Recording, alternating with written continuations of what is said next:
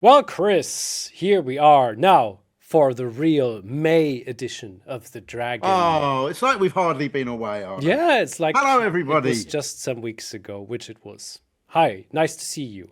It is Yeah. time for some dragon action. But, Chris, Okay. why Here's the is the problem. board? Why is the board on the white I know side? what you're thinking. Why is white down the bottom and black down top? We're going to change that at some stage. But remember, we do occasionally, we do not bury our heads in the sand here. We know, oh yeah, we know that white has the ability to beat the black side of the dragon if you're not prepared and not familiar with the different themes It and happens ideas. so rarely that, yeah, we have to Well, find those games. yeah, hopefully it doesn't happen rarely in our games. Obviously, you've only ever played one game, so Exactly, that's yeah. it's not right. But the but the idea is that yes, I don't like seeing fellow Dragoneers lose to tactics. So I think it's very important to build up your armory of tactics and put yourself in the opponent's side. Now, invariably, I coach juniors, by the way, before getting any moves underway. And I say to them, look, you've got some really nice ideas, you've got some really nice thoughts, but have you ever bothered to ask yourself, what is your opponent thinking? Because believe it or not, they have ideas of their own. Juniors usually say, really? Like that, so it's a big shock. And then someone will even press to say, yeah, but how am I supposed to know what they're thinking? Then I said, let's move on, let's move on. So anyhow, the fact is, right, we've got some games where there's some white things going down, and I don't want anybody falling for those. So guess what? It's the Yugoslav attack. We will be back to those little fiddly systems around the edges, the Hungarian dragons, the Vietnamese dragons, the whatever. We're there, the deferred ones. You're the initiator of that variation. Now, A little anyway, bit. we're back to the mainline Yugoslav attack. Yeah, I have to And quickly mention one thing. That's this White is playing Hussein Besu, yeah, great German talent. So very strong player. He probably plays like 2,500 or more at the moment. So you're allowed to lose against this one, even with the dragon. Just wanted well, to do you know mention what? that. That's a great. Do you know we've got some young talents featured this month because we have got the return of that Norwegian talent as well a little bit later Ah, in the session. So it's the okay. young guys taking over, I'm afraid. Wow. Oh dear. The dragon is becoming hip again, apparently. Yeah, yeah. Well, I think so. Well, we've definitely got. You're going to see we have a new champion of the dragon coming up very shortly. I'm But so curious. Okay. so this system here, we have the nine castles, and what I notice is my old system of here, here, and here is coming back Duh. into fashion. Oh my gosh. This happened Wow, in the game? this happened in the game, Bishop Wow. E6. So I like it. yeah, so essentially, yeah. So we've got a few things going down here. Yeah. So this is the game we're looking at here. So I wanted as themes. Now, in this particular position here, White played King B1. We have established. In fact, I'm not going to lie. I'm not going to lie. I was going to look at a different game first, but I've seemed to have got them in the wrong order. But let's not let that worry us. Every now and again, these things happen. Ah. So we're gonna look. In fact, we're gonna look at this. Hang on, hold your horses for a second. No, in Okay. fact, God, right, hold your horses. Let's know the next game. Right, this is the game that we are going to look at. Oh, hang on, hold your horses, please, everybody. Just chat amongst yourselves. Right, this is it. We're up and ready. Well, I'm Everybody, so we've got thrilled a for nine this card. first game now, to be honest, but yeah. It's the same nine castles. Yes. But I Okay. wanted, it didn't really matter actually, the It didn't. first two It games. We're didn't. leading up to our superstar player of the tournament. Everything happens like this. Sometimes, things don't always go It's correctly. fine. We can improvise. That's what we're good at. Yeah, well, So, that's what we're here to do. So, anyway, nine castles here. I think we've all established it. Well, I thought we'd established that D5 is kind of the best move, probably, for black. A system I have tried before, I didn't really like it, was bishop to D7. Of course, white could play bishop c4 here and we would have transposed to a nine bishop c4 line, but white wouldn't do that because why did they play nine castles in the first place? That was obvious. So in this position, this is what I love. White just cracked to the main line here is g4, but white just said, no, I'm just going to get on with my little kingside attack, h4, because all I'm going to do is prise open the h file. Get my queen down there somewhere to h6 and deliver checkmate down the h4. That is the main plan. But usually, often when this happens, black plays h5, a bit of a blocker. yeah. So this is the reason why you often enough also, if you want to play that, you play g4 first. instead That of is h4. absolutely correct. So white players fearing that their h4 will just be met by h5 go, do you know what?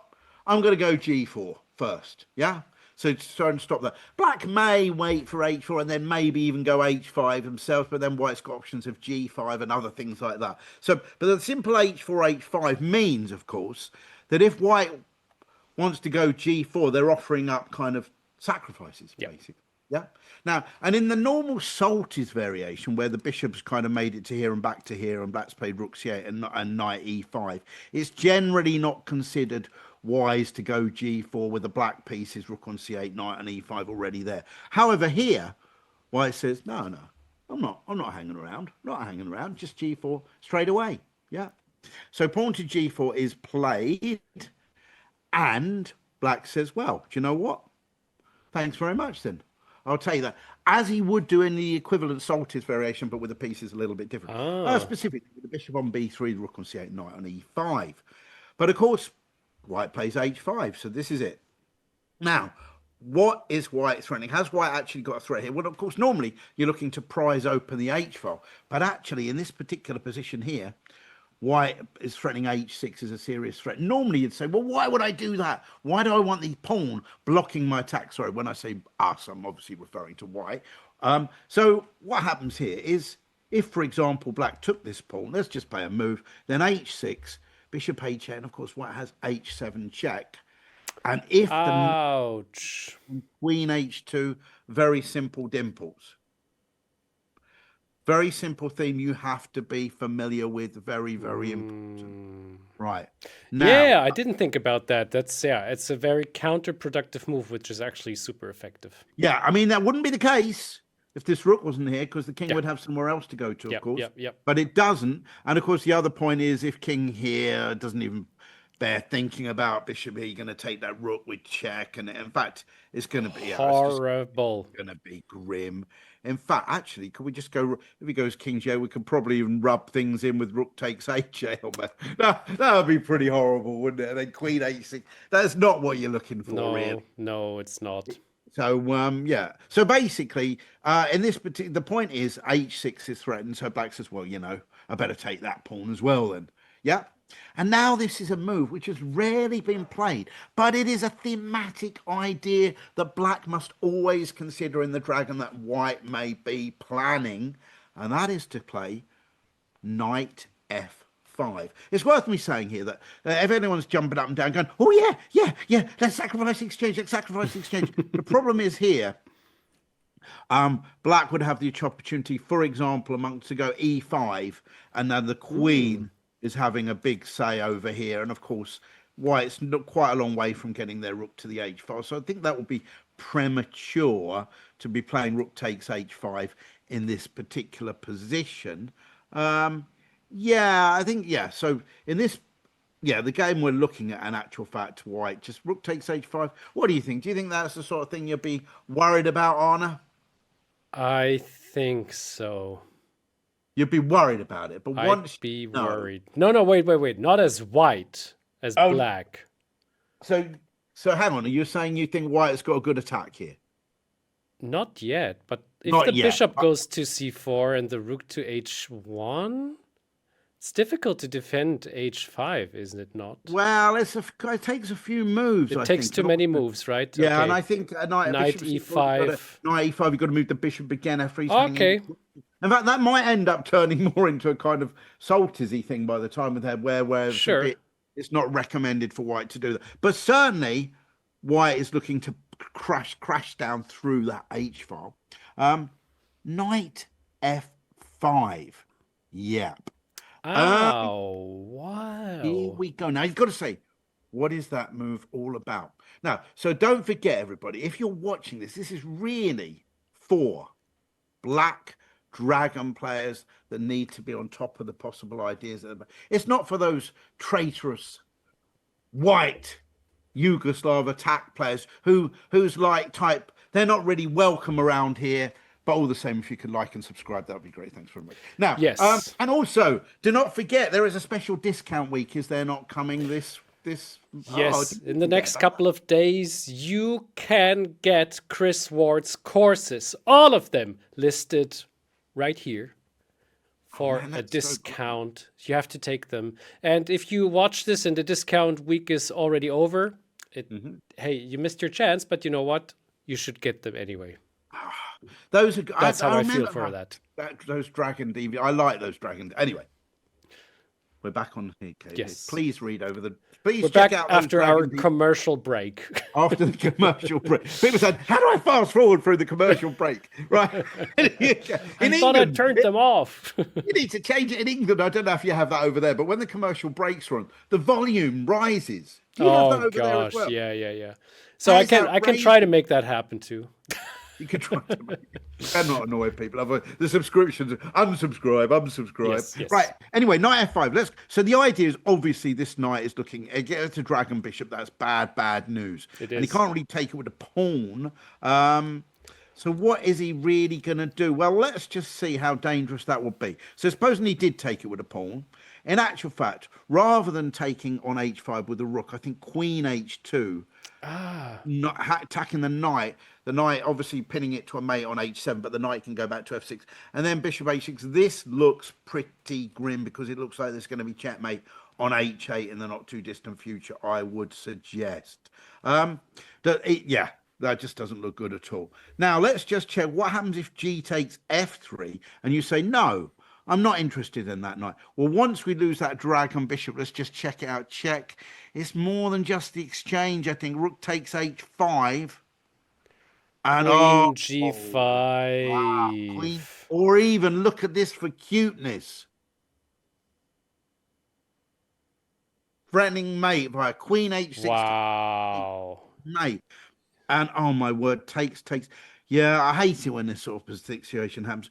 Would you go to? Well, unfortunately, he doesn't have too much to be anymore. But king and of course, the rook, we're going to squizzle the rook to the h file. How are we going to get that? Well, via after king h7, either by moving the bishop to d3, or even just lifting it up, or the bishop goes to e2.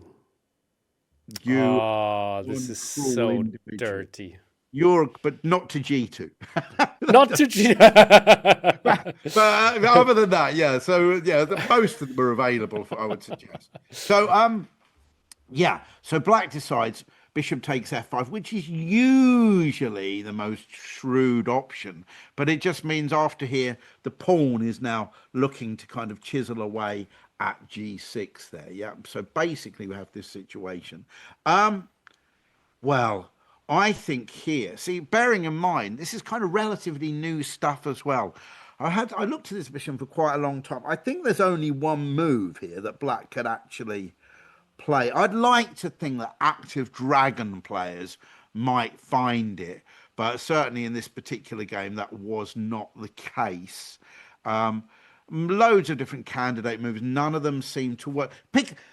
Pick a move. Go on. I don't like to put you on the spot here, Arne. But if you were playing with the black side of this position here, what sort of move might... Give me a few candidates that might cross your mind as black possibilities here. Okay. I just thought of something, but it doesn't even work. Well, maybe it does. Who knows? So I thought about the very weird f6. F6, yeah, that looks... It seems to be too weird. Chris, don't forget that even offers up a rather tasty check along that diagonal towards g8, doesn't it? Really, I'm afraid. Be it a queen check or a bishop check. Yeah. Okay. Never mind. Can't That was flop on really f7. stupid. Yeah, that was. Upon reflection, I'd say that wouldn't be an ideal one. No, but it was. Fortunately for you, you're not the be. editor, so you can edit that suggestion out of the equation. Now, I tell you what, I'm gonna jump across. It's not easy, but I'm gonna check out. I'm gonna check maybe knight g3 and knight e5, which was the move that was played. Knight e5 kind of semi-logical because it activates the knight, defends a few squares, attacks f3. I think probably black's best chance is just to activate the queen immediately and try and mix things up. I think, but it's probably the best move. But in this particular case, let's check out knight g3, which wouldn't work out too well. Look at this, just the queen again threatening mate. So you probably got to take that rook, and then bishop c4, and suddenly it just looks like a really, really dangerous attack. So knight e5 was played in this particular game. But let's see. But white could have taken on g4, even taking on g4 looks like a good move here. But let's see how the game went. Takes. Black took back on g6, and now we have f4 attacking that knight, the knight f7, and then queen up to d3. So now the queen looking to defend here, which is doing that, and then we've got checkmate basically coming down here. This knight is grim. Yeah, it is pretty grim, actually. I mean, I don't think we're going to consider knight h8, but let knight h8 check. This is okay. I think we could pretty much write that out of the equation. My tip for that would be don't put your knight on h8 unless you can possibly help it. So queen d3, knight. So where are we? Knight g3 was played, and then queen takes g6, sacrificing that rook in the corner. Thanks very much. Otherwise, of course, we're back to the simple mate threat over here. But now it's bishop d3 threatening mate on h8, h7. So rook e8 to vacate that. But still, bishop c4. Look at the other moves were available. But bishop c4 now pins that knight. He's got to go e6. And now here, this is so cruel the way this is happening. It's like one bishop, then the other. It's pinning and winning in most cases. So he can't allow the checkmate down here. He can't go e5. So he's actually got to put the knight in here. But now check. Oh, my word. This is pretty grim. Takes check.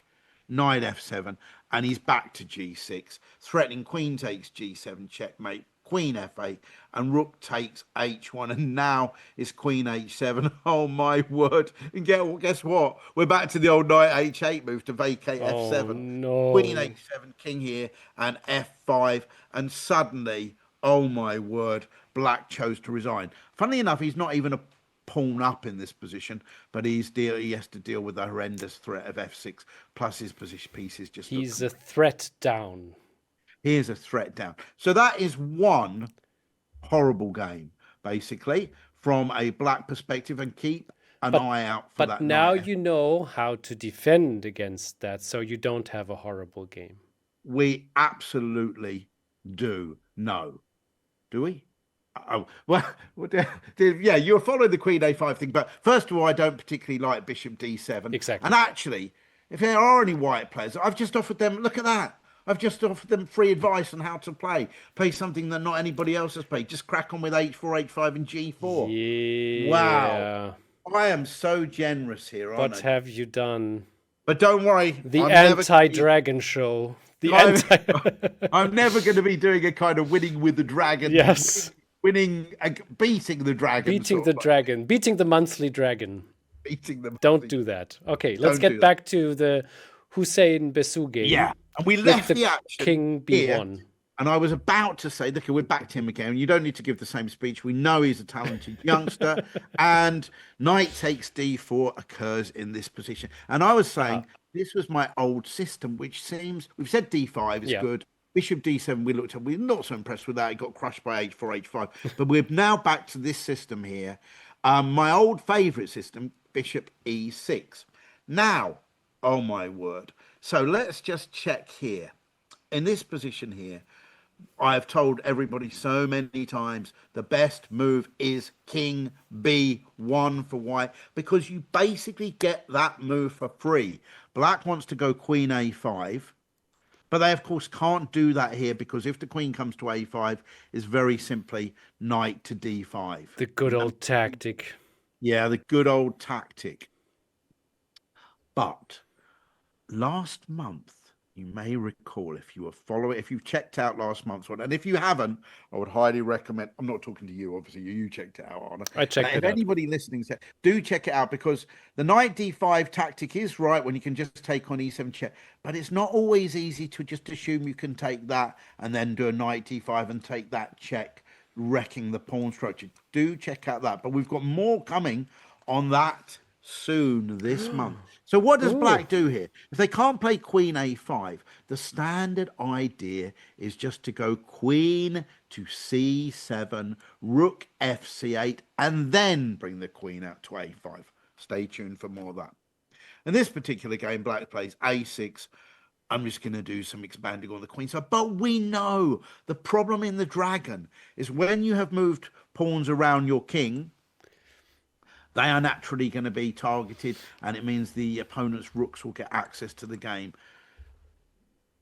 quicker than if the pawns, of course, have remained at home. So really you like to, attack with pieces. So although this move looks quite pretty, it's not like in our Dragadors where the king's in the middle, safe as houses, no problems. So we have a6 and white said, you know what? I'm going to go h4.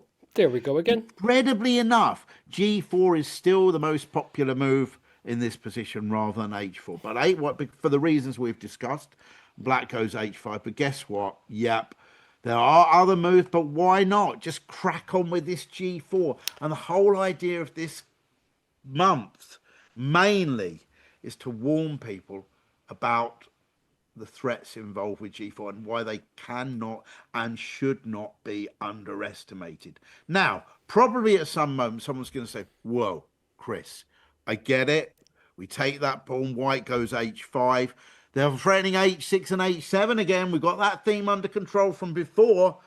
But why should I take on g4 and encourage the opening of the pawns? I'm not pawn greedy. Yeah, sure, those extra kingside pawns would be nice if I could sack the exchange, go to an endgame, blah, blah, blah. But you know what? I'm just going to keep the h file sealed. And that's what black did in this particular game. Oh. Rather than, well, let's check it out. Rather than h takes g4, h5. Let's see just how bad this one could be. Well, here taking, oh dear, taking now another, oh, what a surprise. Yeah, let's just do some more of this merry-go-round, moving the bishops or type thing. And then, oh, well, anywhere will do. Even like bishop e2. Even bishop Once e2. again. Even bishop g2 this time around. Yeah, even that. Now, so basically, we're not going to take that pawn, okay? And we know after h5, yeah, not only do we look to open the file, but this is a huge threat whilst the rook remains on f8, which it is at the moment. So in this game, black says, no, thou shalt not pass. And I should at this moment point out that obviously black's intention is to take back on h5 with the knight, not the pawn, where, of course, the g file will be, pretty grim.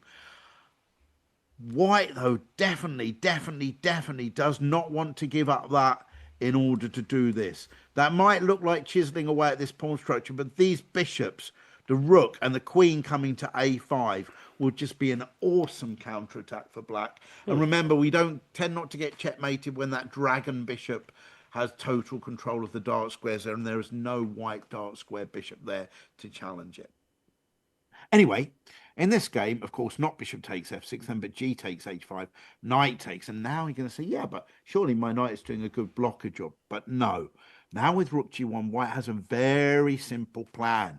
The simple plan is to play rook up to g5, and then, of course, that might be a genuine sacrifice. Yeah, it would be, of course, takes and queen check and all that business to do with getting the other rook on the g file. In this game, bishop takes here and here. Well, black played queen c7 with a view to playing queen c5. Please swap off the queens. Well, the questions remain. Is that going to happen? No, because rook g5 happened in this game here, and guess what? What is the threat? You name it. That one out the way, that one over there, that one over there. Checkmate down on g7. Been there, done that. Really been there, done that. So the king says, no, I'm vacating the h file. I can't go to h8. That would be an illegal move. But now bishop d3, and now, oh dear, even this guy is adding an extra misery along that. Also, a very useful job is that bishop d3 is guarding the c2 pawn, because I think we all know that knight d5 would not be great if it allows queen takes c2 check and queen c1 with a back rank checkmate. So we have bishop d3. Black played f6 to budge the rook, but now a beautiful continuation by white. Knight d5. Oh. The queen, all part of a huge combination. And what, you may ask, is that combination? Well, here it is. Bishop takes d5. Rook takes h5, check. G takes, now taking here, check. So what's he going to do? How's he going to get out of check here? Looks pretty grim. Oh gosh. If, for example, he played king g7, it's very simple chess. Back with the queen all the way here, and next go, we're going to zoom down to g6, which would be mate in the event of king f7. But even after this, how does he defend mate on h7? He can go e5. e5, yeah. But it's can't block there, and then it's time for the rook to join the action. Terminal. Game over. Horrible. So after he takes d5, it was f5 was played, but no. Rook g1 now threatening checkmate. But how's he threatening checkmate on g7? But wherever that black rook moves to defend it, like here to block it out, there's a simple case of overloading. The rook can't now take the bishop, and now it's getting grim. Look at this. Here we go. Check. And now bishop e6. That is cruel as can be. Oh. Queen here, check. Oh dear. Rook g6 and rook to g5. And why did he resign? Because after rook g5, we're threatening rook takes g6, check. And of course, if he plays rook, well, let's go here. Rook takes here, check. And it's simply that move again with this bishop and this queen delivering mate. So Horrible. So far, it's been bad news for black, but I'm hoping people have looked out, seen, taken under consideration the moves knight f5, how g4 can be a dangerous threat. But let's now chill and return to reality, because we have now got a game featuring the talented, super young junior, Havard Haug. That it is, that he is. Now, yeah, and he was part of the last episode, as you said. Shall we flip the board? Oh, yeah. I thought I'd done that, but no, we are now back. Reacts. He is championing the black pieces. Now I feel better. Now, this is, okay, we did another, I mean, how can I put this? I checked out a YouTube game between him and Magnus Carlsen from the World Blitz Championship last year. And I can say that Havard Haug had a brilliant game then. It was a really good, close game against Magnus, but he has progressed significantly. Well, in particular, in that game after e4, he played c6. By significantly, I mean he's progressed one square more further with his c-pawn, because he's now on the case of the dragon. And this month he had a couple of a couple of blitz games, which it's like stealing candy from a baby, honestly. And he's not playing, in some cases he's playing reasonable players, and you're not gonna believe this game. It's too. All right, I'm curious. We'll see. Here we go. So he is back. Here we go with the old 9 g4 Yugoslav Attack. Now, last month, don't forget everybody, he had a game where his opponent effectively, for all intents and purposes, played 9 g4, and he got this position here. You'll probably all remember this, because there was so of course in this position we have to point out that black is teeing up the sacrifice on c3 with queen takes a2. More on that later. A3 was played in this game, and of course he played rook b8. Now the pawn has been moved. It means we've got a simple plan of challenging it to crack open the b file. And in that particular game, you may recall white thought, oh dear, I don't like that. Better swap off to queens by going bishop takes f6 in this position. And we got that end game where the queens got swapped off, but he doesn't have to go e takes f6, of course not. And he took with the king, and then before you knew it, he was marching his king up there and winning the pawns, and it was soon to be game over. Let's reverse that. What I probably should have mentioned now is that's pretty good, but in actual fact, black also has a very dangerous option here of not bothering to take that one back. Oh wow. Yeah. So let me show you how dangerous that could be. So, for example, even after here taking this back, we've got massive threats to b2, as highlighted, for example, by sacrificing, checking, and checking. Here we go. Block that, but I'll take that, thanks. And a checkmate down there. So, beauty. Can I just tell you, even Though white's idea around about here might have been, oh, I want to go bishop takes knight at knight d5, get those queens off and swap them, win that dragon bishop. That's just not actually possible. The best move here, probably for white, is to go knight d5, which does end in an endgame where black has, well, a few choices, including, I used to just take with the bishop here and get imbalanced endgames, which I quite liked. But there's other fun lines, for example, even one where you end up getting like lots of pawns, for 3 pawns for a bishop, if that's your cup of tea, absolutely fine. So that all happened to us last month. Yep. So that was essentially a 9g4 game. But here his opponent does play castles and plays the king b1 that, of course, I've said is so important. But now instead of a6, he just played queen c7, as recommended before. Simple plan, rook fc8, queen a5. And white gets on the case with h4 straight away. In my opinion, the best move for white is indeed to play h4, rook fc8, and now white also played h5, which I think is the best move. But yeah, our hero also faced a game with g4, queen a5. Can I remind you, threatening rook takes c3. Yep, doesn't matter that that's doing this for reasons that you'll find out in a second.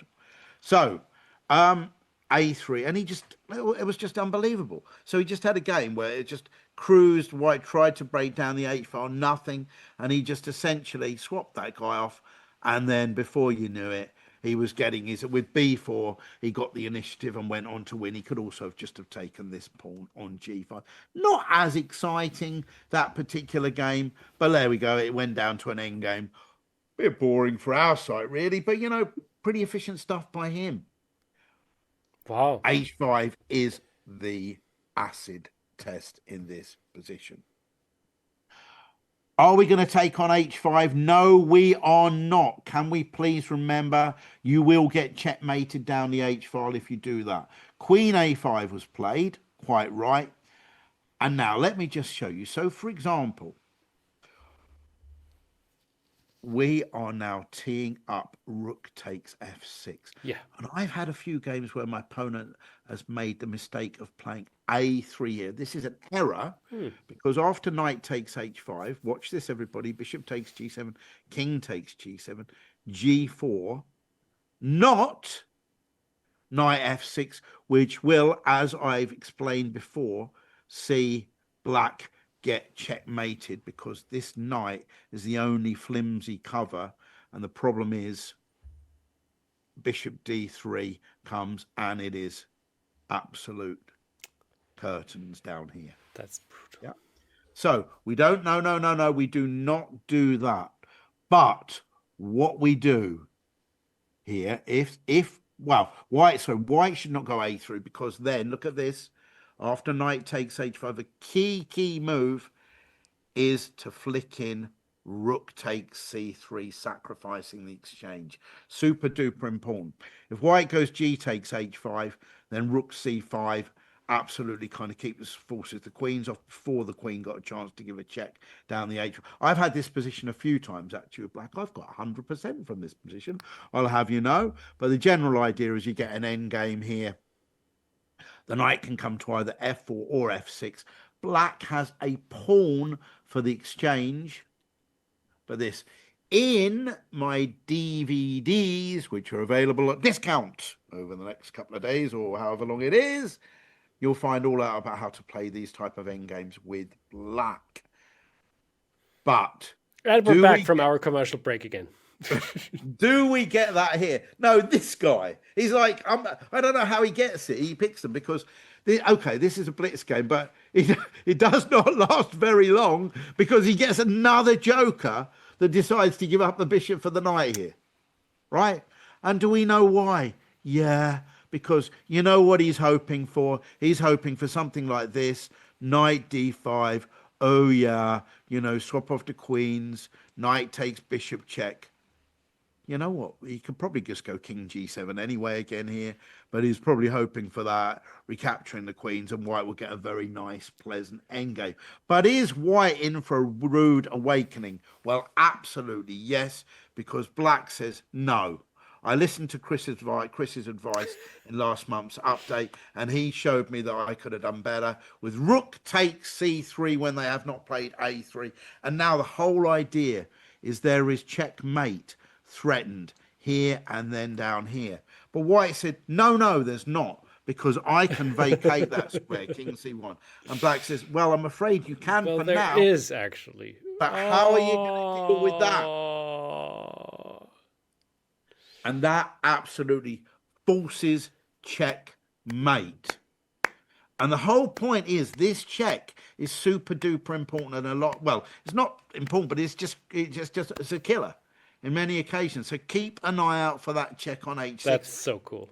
So that is so cool. So he didn't bother. No, he didn't bother taking that bishop back on f6 at all. He said, I can just play around that. No worries. And he gets a quick win. I mean, you know, blitz game. But I mean, White must have bashed out the first 12 moves of theory. And then when it came to it, he only had to play a couple of moves. Game over, man. Game over. Wow. Havard Haug, the Norwegian Dragon? Who knows? Yeah. Who knows? Well, I'm not sure you can have. Well, he needs to come up with something, but I'm not objecting to it. The Norwegian Dragon. So look at that. 3 games, few lessons to be learned, and no. But I can seriously, on a theoretical point of view, I'm looking forward to him. He's obviously playing this line, which is a line which I thought was a bit suspicious. I'm waiting to see how he reacts to some of the more critical. Well, there's only one of the more critical variations that White can play, in my opinion. And of course, when we get that, I will be bringing that to you guys here. Mark the words. Thank you, everybody, for watching. We see each other soon again. Until then, bye-bye.